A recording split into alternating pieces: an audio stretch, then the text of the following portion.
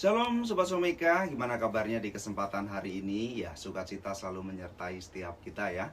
Dan di kesempatan ini hari Minggu yang luar biasa. Walaupun kita saat ini belum bisa beribadah ya, semua mungkin ada larangan ya untuk berkumpul. Tapi tidak mengurangi sukacita karena di kesempatan hari ini Radio Suara Menara Kasih Nabire hadir menemani Sobat Someka dan akan langsung dilayani oleh hambanya, Pendeta Daniel Alexander. Ya, semoga Sobat Someka, semoga dengan adanya Bapak Pendeta Daniel Alexander bisa mengobati rindu kita dan memberikan semangat pada setiap kita. Walaupun kita saat ini di rumah, tetapi kita tetap bisa menikmati kebenaran firman Tuhan. Ya, Sobat Someka, selamat mendengarkan bersama kami dan akan dilayani oleh hambanya Pendeta Daniel Alexander.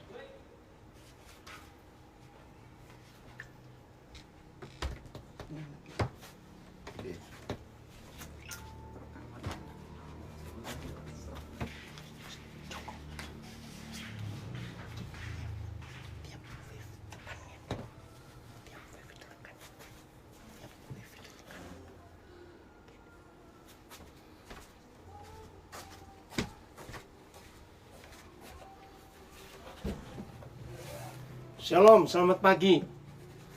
Kami dari Radio Suara Menara Kasih Nabire langsung on air. Selamat kepada semua saudara di tempat mana saja, daerah Boyolali, daerah mana saja di Bekasi, Narogong, keluarga dari Pak Harto. Tuhan memberkati semua kita, yang dari Amerika, yang dari Australia, di semua kota di Indonesia yang bisa bergabung bersama dengan kami. Ini anugerah Tuhan yang luar biasa untuk kita bisa bersekutu bersama-sama. Saudara, kalau kita melihat situasi akhir-akhir ini, memang menakutkan dan menyedihkan. Tapi mau bagaimana lagi? Tapi kita percaya bahwa Tuhan Yesus tetap Tuhan atas segala-galanya. Itu sebabnya ketika semua gereja dengan terpaksa tidak bisa beribadah bersama-sama, tapi kita percaya bahwa Tuhan Yesus tetap hadir untuk kita semua. Khusus warga Nabire yang berbahagia, yang kita bersama-sama saat ini. Ayo satukan hati kita untuk kita sungguh-sungguh mengutamakan Tuhan dalam segala hal. Kita akan renungkan firman Tuhan ini. Kalau kita melihat apa yang Tuhan Yesus katakan, belajarlah kepada anak-anak. Saudara, itu bukan perkara kecil, tapi itu perkara besar. Kenapa kita belajar kepada anak-anak? Pernahkah kita menyadari bahwa kasus virus yang mendunia ini ternyata hampir tidak pernah ada anak-anak yang kena. Nah, aneh bukan? Oke, dunia medis bisa mengatakan ini, bisa mengatakan itu.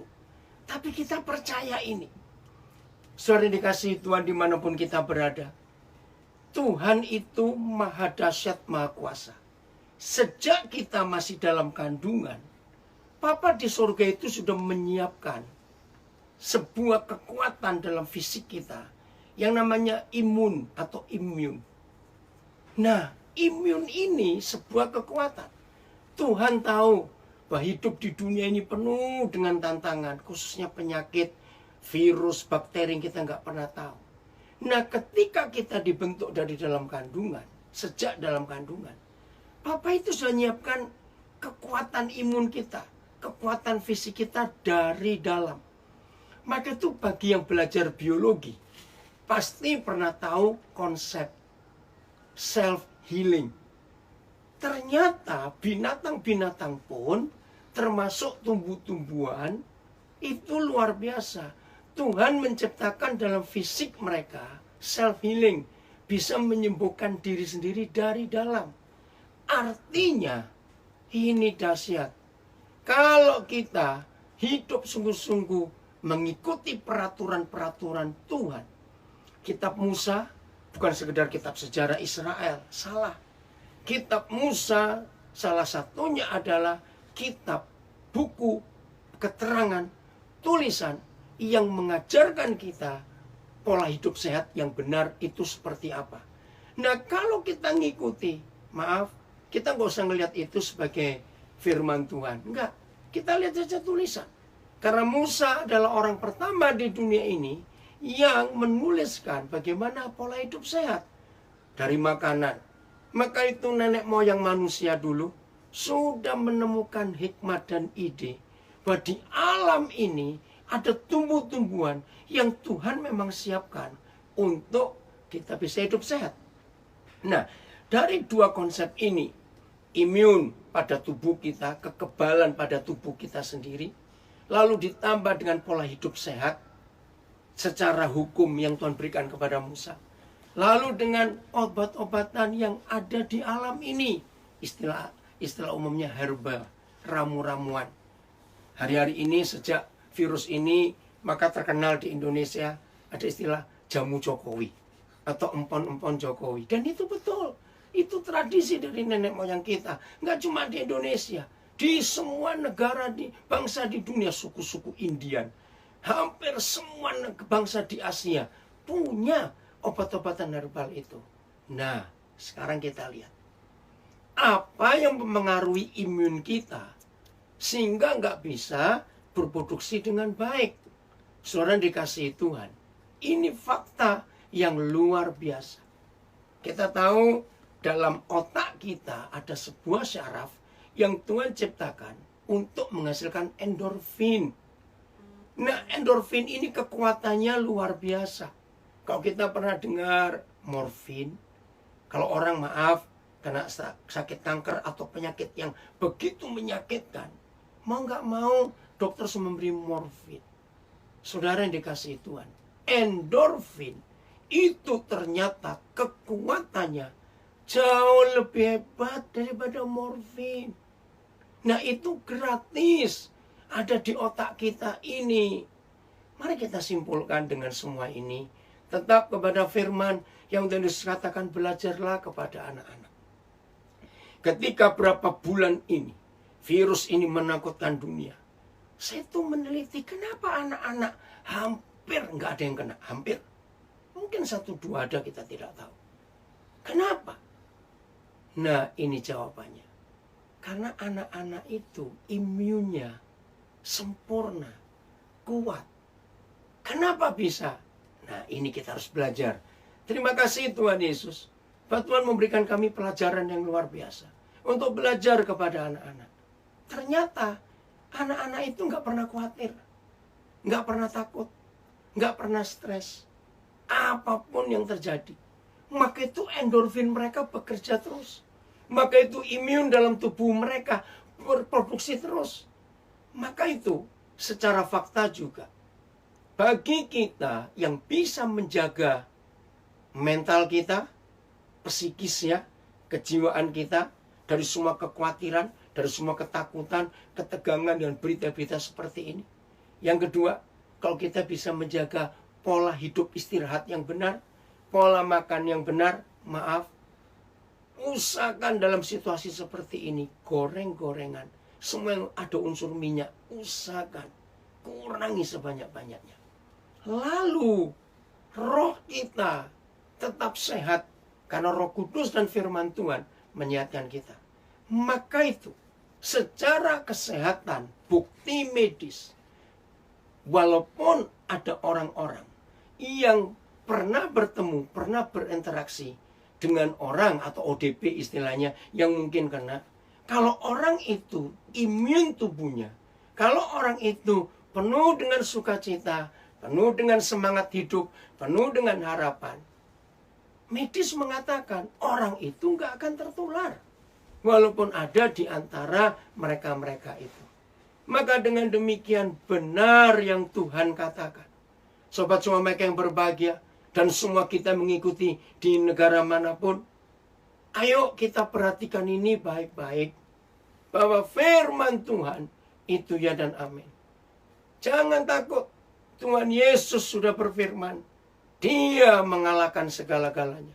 Efesus 1 menuliskan bagaimana sejak dia bangkit, ketika Bapa di surga memberikan dia tempat yang paling tinggi, maka ditulis dalam Efesus 1, semua nama, apapun nama itu, termasuk corona ini nama, COVID-19 ini nama, atau apa sajalah, sudah ditaklukkan oleh Tuhan Yesus. Maka itu Sobat Swameka dan semua saudara kita, dalam kondisi seperti ini, betul-betul berusaha untuk hidup benar di hadapan Tuhan. Taati semua hukum dan peraturannya. Ikuti semua petunjuk dan perintahnya. Hidup dengan sejahtera, sukacita, walaupun sulit. Apalagi bagi saudara-saudara, maaf, yang hanya karyawan, yang hanya buruh harian, yang hanya menghasilkan hidup dalam jualan sehari-hari. Dalam situasi seperti ini memang berat. Tapi percayalah, kalau Tuhan hidup dengan kita, Tuhan pasti akan menolong dengan caranya. Maka itu bagi kita yang punya lebih, mungkin gak banyak, karena semua kita hampir stop ekonomi ini. Tapi ayo kita ingat tetangga-tetangga kita. Kita ingat saudara kita. Kita ingat anak-anak kecil di sekitar rumah kita, yang orang tuanya gak ada penghasilan. Ayo kita berbagi. Jangan pernah takut. Lah kami juga nanti kekurangan. Mau sampai kapan? Kami belum tahu. Nanti kerja lagi kapan? Gak usah takut.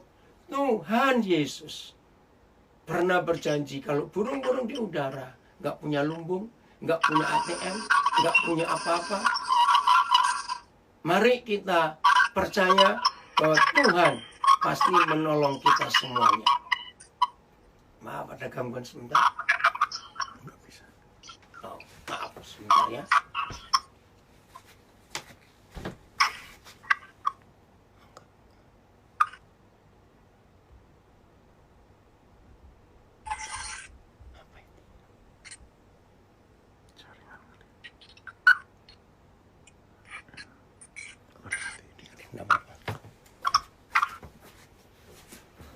Maaf, saya tidak tahu di Instagramnya ada apa.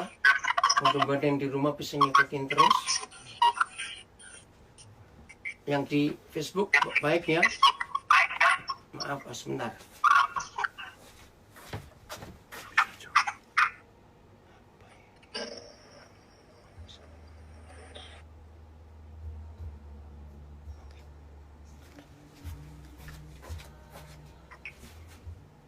Maaf, ada gangguan sebentar. Oh, suaranya yang ganggu.